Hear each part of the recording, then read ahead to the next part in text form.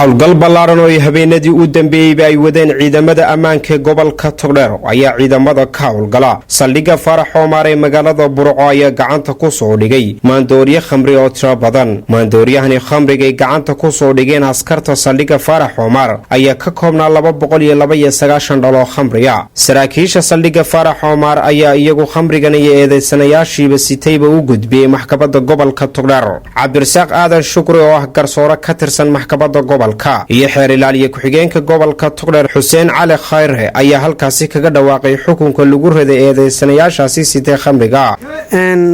waxaan u mahad celinayaa garsoorihii taliyaha saldhigga Faarax Omar waxa uu xafiiska xeer ilaalinta gobolka Togdheer dacwad ciqaab ah ka hor oogay maxkamadda gobolka Togdheer. dacwadaas oo ku saabsanayd ka ganacsi khamri saddex eedeysane oo ka ganacsanaya khamri tiradiisu ka kooban tahay 229 xabbo oo khamri ah oo ay ciidanka booliska Faarax Omar ku soo guuleysteen gacanta ku dhigaan eedeysanayaashii iyo khamrigiiba waxay maxkamaddu ku xukuntay midkiiba 4 sano oo xarig ah ee dambiilayaashii khamrigiina waa la burburiyay. maxkamaddu waxa amartay in la burburiyo waxa kale oo 5% lagu ganaxay sidoo xeerku dhigayay gaarigii khamriga sida ee laga ganacsanay gaadiidkii.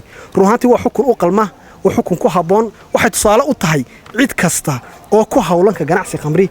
gobolka Togdheer waxay u fadhiisatay dacwad ciqaab ah oo sumadeedu tahay magata DDDL 142 taasoo ay eedeysanayaal ka yihiin saddex eedeysana oo kala ahaa Cabdisamed Cali Maxamed ina Saare Maxamed Dambiir Cabdiraxmaan Baashe Xandulle Cabdilaahi Xuseen Yacquub. maxkamaddu waxay ku xukuntay saddexda dambiile 4 sano iyo 4 milyan kadib markay maxkamadda ka hor cadaatay qiraalna ay ka sameeyeen muddo 3 jeeraba in maxkamadda horteeda ka qirtay faldambiyeedka ay sameeyeen. dhankiisana taliyaha saldhigga Faarax Omar ee magaalada Burco Axmed Cawil Cabdilaahi Ganay oo isagu ahaa sarkaalka hogaaminayay askarta gacanta ku soo dhigtay maandooriyahani khamriga ayaa digniin adag u diray cid kasta oo ku hawlanka ganacsiga khamriga.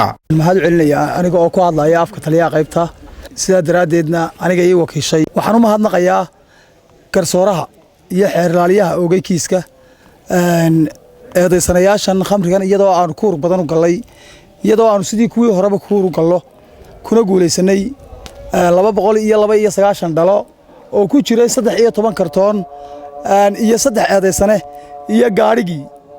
iyo gaariga oo gidaar galay intaaba iyadoo maxkamaddu ka soo saartay xukun eedeysanayaashii oo ay ku xukuntay 4 sano iyo 4 milyan iyo damishkii ay geysteen ee ahaa gurigii gaarigu galay oo ay ku xukuntay 3 eedeysane iyo khamrigii oo ay ku xukuntay in la burburiyo. intaa waanu ku qanacsanahay waananu ku niyadsanahay. waxaan kale oo fariin u dirayaa dadka ka ganacsada bahalkan in xagga Ilaahay iyo xagga aadamaha midnaba aan ku wacnayn. anagu waanu ku daba jiraa meel kasta oo galana waanu ka daba galeynaa laakiin waxaanu leenahay iska daaya oo Ilaahay weydiista risq dhaama. waa Maxamed Ibrahim British TV-ga qaranka Soomaaliland gudaha maxkamadda magaalada Burco.